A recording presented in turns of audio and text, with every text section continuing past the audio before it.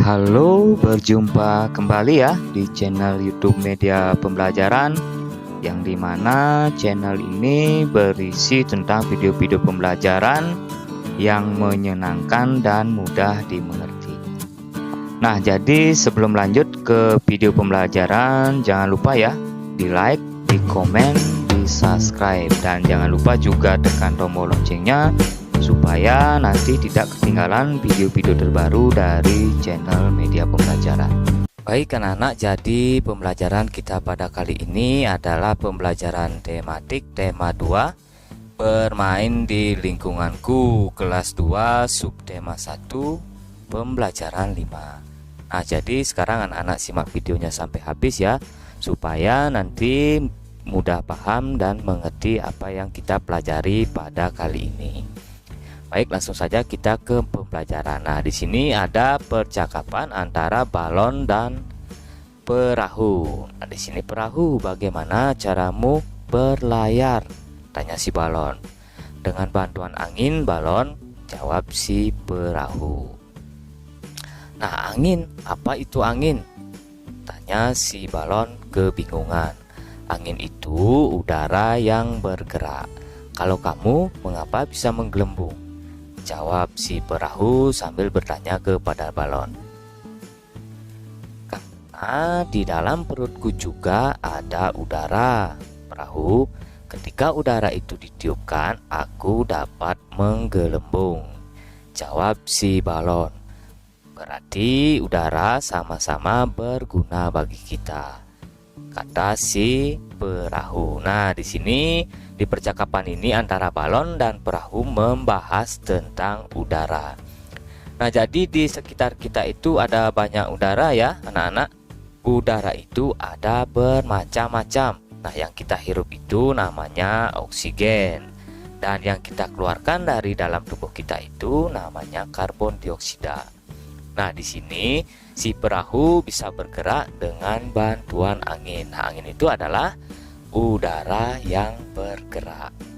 Nah, selanjutnya sekarang coba anak-anak jawab pertanyaan berikut berdasarkan teks percakapan di atas. Nah, percakapan yang tadi ya antara si balon dan perahu. Pertanyaan yang pertama, apa yang dibicarakan perahu kertas dengan balon? Nah, apa yang tadi mereka berdua bicarakan? Nah, yang mereka bicarakan adalah membicarakan tentang udara dan angin. Kenapa tadi balon bisa menggelembung dan kenapa si perahu bisa berlayar. Nah, yang kedua pertanyaannya, mengapa balon bisa menggelembung? Nah, kira-kira apa ya anak-anak penyebabnya balon itu bisa menggelembung? Ya, betul sekali, karena di dalam balon ada udara. Kalau tidak ada udara berarti balon itu akan mengempis. Setelah itu yang ketiga, mengapa perahu kertas bisa berlayar jika diapungkan? Nah, kira-kira mengapa? Ya, pasti karena tertiup angin atau karena ada bantuan angin. Setelah itu yang keempat, sebutkan beberapa benda yang memiliki sifat yang sama seperti balon. Nah, kira-kira benda apa saja yang memiliki sifat yang sama seperti balon ketika ditiup akan menggelembung? Nah, kira-kira apa ya? Nah, di sini Bapak punya contoh. Pertama, ban mobil yang berisi udara. Nah, ketika diisi udara, ban mobil itu akan menggelembung sama seperti balon. Terus yang kedua, plastik berisi udara. Nah, coba anak-anak tiup plastiknya, yang pasti akan berisi udara dan akan menggelembung. Nah, nanti anak-anak bisa cari contoh yang lain ya, masih banyak sekali sifat-sifat benda seperti balon. Nah, sekarang ayo melakukan percobaan bersama-sama untuk mengetahui sifat benda gas. Nah, yang kemarin di pembelajaran kemarin kita sudah belajar ya anak-anak sifat-sifat benda padat dan benda cair. Nah, sekarang kita akan mempelajari tentang sifat benda gas. Nah, di sini kita akan melakukan pengamatan ya sifat-sifat benda dari benda gas. Nah, di sini anak-anak perlu alat dan bahan yang diperlukan. Yang pertama, anak-anak bisa persiapkan balon. Yang kedua, kantong plastik bening. Dan cara kerjanya, yang pertama itu tiuplah balon sampai menggelembung. Kemudian ikat mulut balon dengan karet. Nah, setelah itu yang kedua, tiuplah kantong plastik sampai mengembang. Selanjutnya ikat mulut plastik dengan karet. Nah, ini sama-sama ditiup ya anak-anak, balonnya anak-anak tiup juga. Setelah itu mulut balonnya diikat dengan karet atau dengan benang juga bisa. Setelah itu yang kedua, anak-anak juga tiup kantong plastiknya. Setelah itu ikat juga mulut kantong plastiknya dengan karet ataupun benang boleh. Nah, setelah yang itu ketiga, amati bentuk balon dan kantong plastik tersebut. Nah, bagaimanakah bentuk balon dan kantong plastik? Nah, di dalam balon dan kantong plastik itu ada udara ya anak-anak. Balon dan plastik itu adalah benda padat, tetapi di dalamnya ketika kita tiup ada udara atau gas. Nah, sekarang kita akan simpulkan ya dari hasil pengamatan kita ini. Nah, kesimpulannya seperti ini. Yang pertama, balon dan plastik adalah benda padat. Terus yang kedua, balon dan plastik jika ditiup akan menggelembung dan di dalamnya ada gas atau udara. Terus yang ketiga, sifat benda gas adalah bentuknya berubah-ubah sesuai bentuk wadah atau tempatnya. Nah, di sini kita sudah membuktikan ya dengan dua tempat atau dua wadah, yaitu pertama dengan balon dan yang kedua dengan kantong plastik. Nah, ketika kita tiupkan udara itu di dalam kantong plastik, bentuknya akan seperti kantong plastik, dan ketika kita tiupkan di dalam balon, maka bentuknya akan seperti balon. Jadi kesimpulannya, sifat benda gas itu adalah bentuknya berubah-ubah sesuai dengan bentuk atau wadah dan tempatnya. Benda gas jika dipindah tempat maka bentuknya akan berubah sesuai tempatnya. Nah, jika gas dimasukkan ke dalam balon, maka bentuknya seperti balon. Jika dimasukkan ke dalam botol, maka bentuknya seperti botol. Nah, di sini ada teks bacaan meniup balon. Balon terbuat dari bahan karet. Karet bersifat lentur dan elastis. Saat kita meniup balon, udara masuk ke dalam balon. Nah, balon yang kita tiup akan menggelembung. Nah, karena elastis ya anak-anak, ketika kita tiup balon itu akan menggelembung. Udara akan menekan balon ke segala arah. Udara dalam balon akan menyesuaikan dengan bentuk balon. Nah, begitu juga dengan kantong plastik. Sama ya. Artinya bentuk udara itu akan mengikuti bentuk atau wadahnya. Nah, sekarang jawablah pertanyaan berikut berdasarkan teks di atas. Nah, kita jawab bersama-sama ya berdasarkan isi teks bacaan yang tadi. Yang pertama, bagaimana bentuk udara ketika ditiupkan ke balon? Nah, kira-kira bagaimana anak-anak ketika udara itu ditiupkan ke dalam balon? Ya, betul sekali.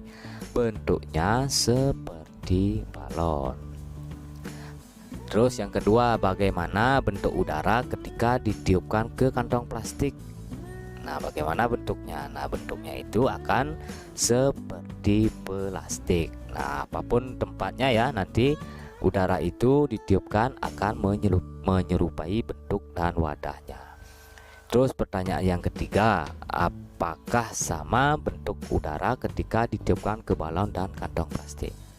Nah, apakah sama ya anak-anak bentuk udara itu ketika kita tiupkan ke dalam balon dan ke dalam kantong plastik? Nah, pasti berbeda ya anak-anak. Ketika kita tiupkan ke dalam balon maka bentuknya akan menyerupai balon, dan ketika kita tiupkan ke dalam kantong plastik maka bentuknya akan seperti kantong plastik. Terus pertanyaan yang keempat, bagaimana menurutmu sifat udara? Nah, sifat udara itu, sifat benda gas atau udara itu bentuknya selalu berubah-ubah sesuai bentuk wadah atau tempatnya. Nah, bentuknya akan berubah-ubah ya anak-anak jika dipindah-pindahkan sesuai dengan bentuk dan wadahnya. Baik anak-anak, selanjutnya di sini ada permainan kepala, pundak, lutut, kaki. Nah, permainan ini ada lagunya ya, nanti bisa dicari di channel Media Pembelajaran. Bapak sudah taruh di sana lagunya. Nah, ini adalah permainan kepala, pundak, lutut, kaki. Nah, di tengah-tengahnya ini, di selangkangannya mereka menjepit balon ya. Nah, di dalam permainan kepala, pundak, lutut, kaki sangat membutuhkan konsentrasi. Kenapa? Karena jika dalam lagu menyebutkan kata kepala, berarti anak-anak atau siswa memegang kepala. Nah, ketika nanti lagunya di sana ada suruhan untuk memegang kepala, berarti anak-anak harus memegang kepala. Nah, di sini sangat membutuhkan konsentrasi. Setelah itu selanjutnya, jika dalam lagu menyebutkan kata pundak, berarti siswa harus memegang pundak. Jika dalam lagu menyebutkan kata lutut, berarti anak-anak harus memegang lutut. Jika dalam lagu menyebutkan kata kaki, berarti siswa memegang kaki. Nah, nanti dalam permainan ini disesuaikan saja dengan lagunya. Seandainya lagunya menyuruhkan kita untuk memegang lutut, ya kita harus memegang lutut. Ketika menyuruh memegang pundak, kita harus memegang pundak. Jadi di sini konsentrasinya sangat diperlukan sekali. Sekarang ayo membaca.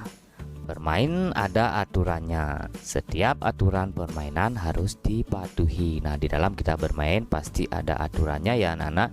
Jadi aturan itu tidak boleh kita langgar, harus dipatuhi. Nah, ketika bermain kita tidak boleh curang. Aturan tidak hanya ada dalam permainan saja. Nah, aturan ini tidak hanya ada dalam permainan.